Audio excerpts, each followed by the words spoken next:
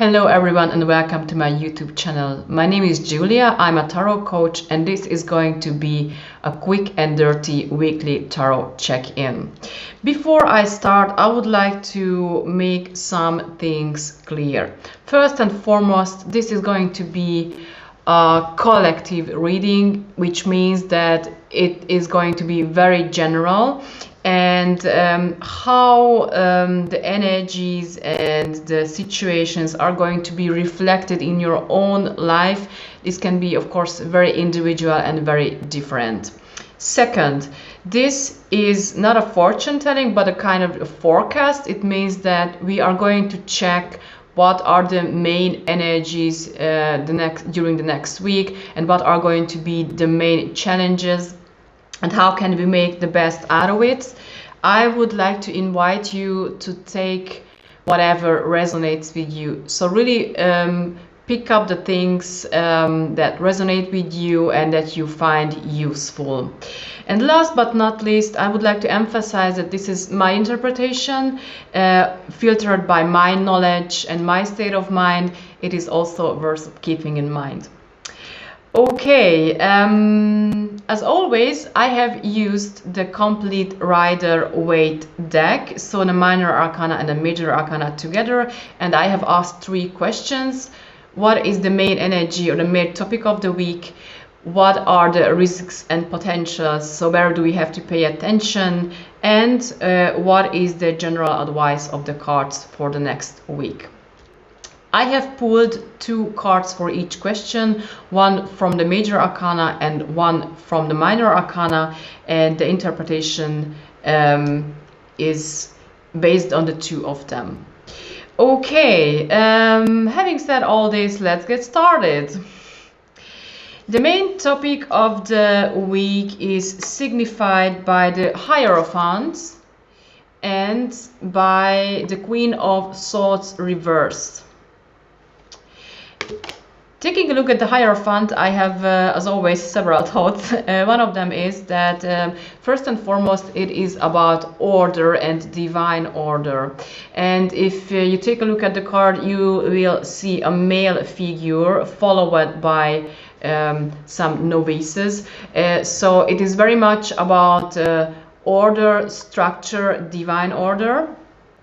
And it is also about rules coming from above. And my first interpretation could be here that, yeah, during the next week ahead we are going to have maybe some other new rules regarding COVID, and this is not going to be the time of revolution or bending the rules, but it's going to be better to follow the rules, whatever they are. My second interpretation for the Hierophant is about learning and teaching. So the Hierophant is a kind of a religious or spiritual teacher, someone who is ruling and who is teaching because he have already arrived at a certain level of understanding and a higher perspective.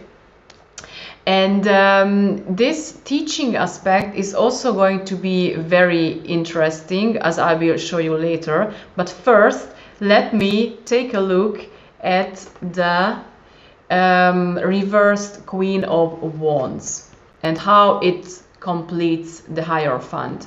So, well, if you take a look at this card, what you see is a very strong, independent woman who has her own opinion. She's very, very strong and sometimes even very strong, and she is not afraid of opening her mouth. So she's very independent and very free in her thinking. And given that he has come up in a reverse position, we can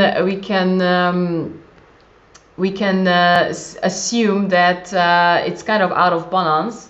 And if I put this male leader together with this kind of reversed or oppressed female leader together, it gives us another very interesting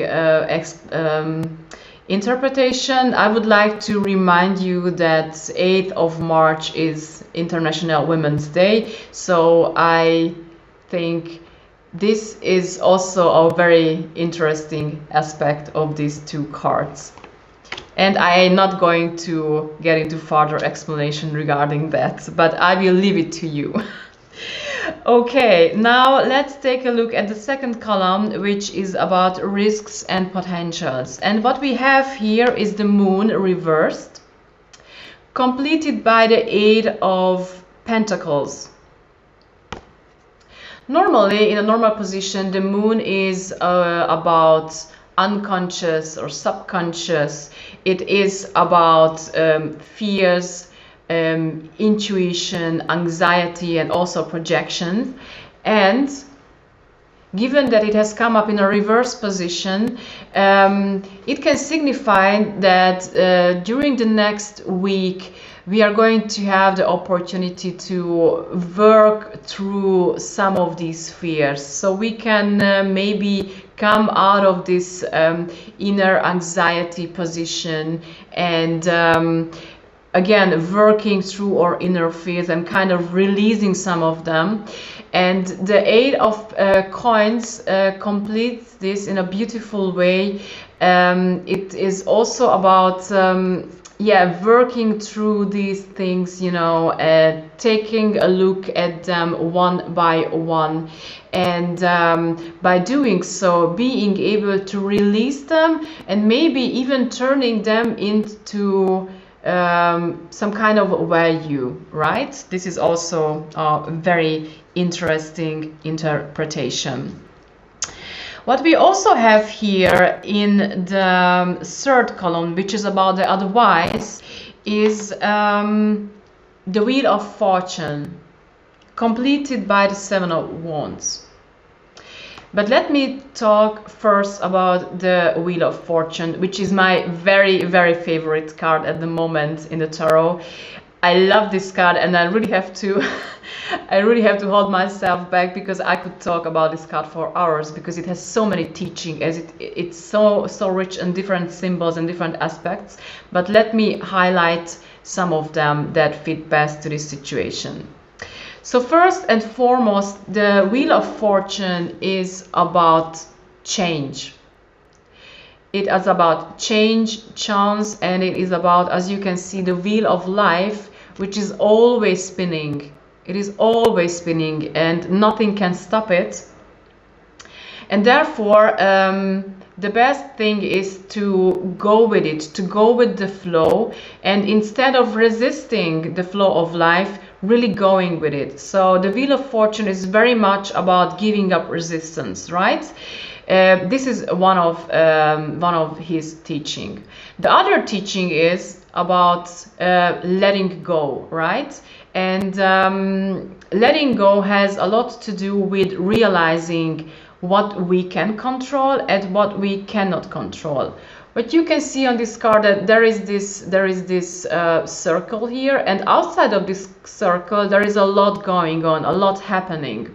And this refers to the fact that many things in our lives are things and forces that we just simply cannot control. They are out of our control zone. But what we have here, we have our own inner circle of power, and this is the thing that we can control.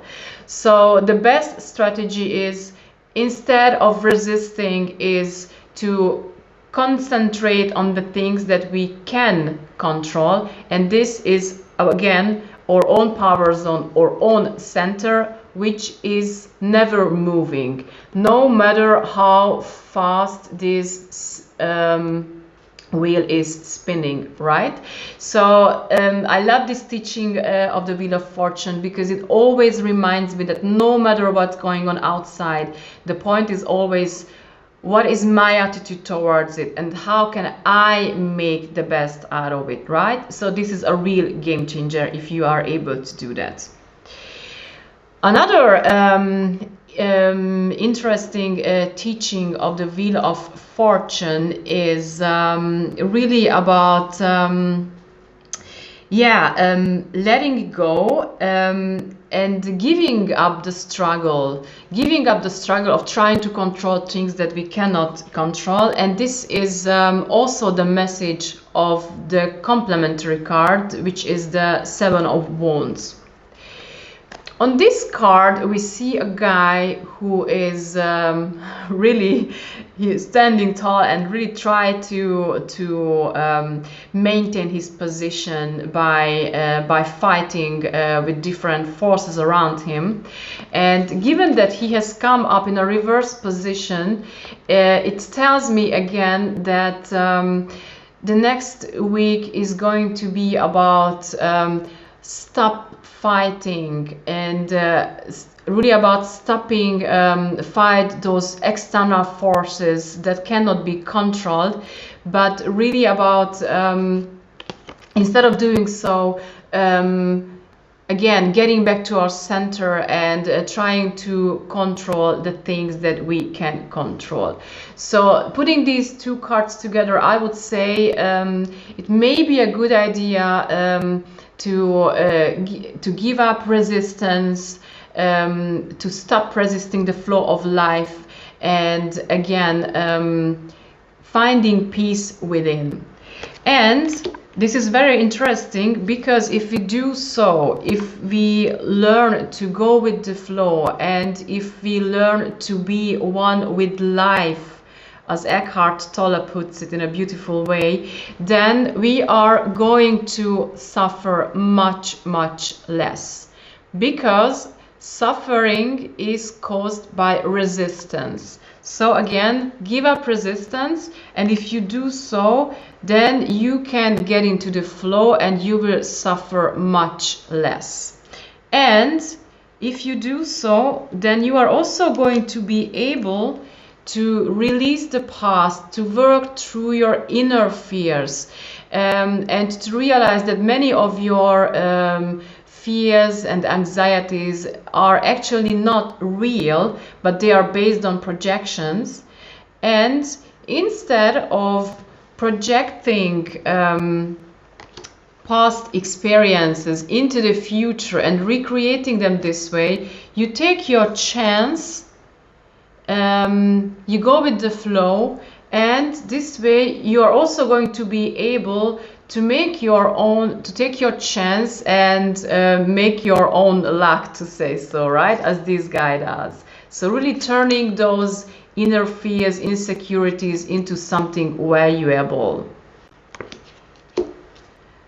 And this is, by the way, also a beautiful referral back to the Hierophant, which is again about teaching, about learning, and about, by integrating different things and different forces, being able to arrive at a higher level of understanding. Okay, I think this is a really beautiful message. And last but not least, I would like to show you the whole stuff again. And just really recap again to sum up. So again, during the next week, an important topic is going to be, of course, male and female, and the divine order, and also questioning the divine order, I would say. An important topic will be also teaching and learning, so learning lessons. We are going to have the opportunity to work through our inner fears, taking a look at them and see to what extent are they real and to what extent are they projections. And the advice of the cards is to again go with the flow, give up resistance, and really focus on the things that we can focus, which is always our inner world and our inner center. Okay, I hope that you have found it useful. If so, then please push the like button. You can also subscribe to the channel. The next week I'm going to post the next video, and till then I wish you a wonderful week ahead. And to all of the ladies, I wish you that you explore the strong, independent, powerful women within. Thank you very much for your attention. Take care of yourselves. See you next week. Ciao.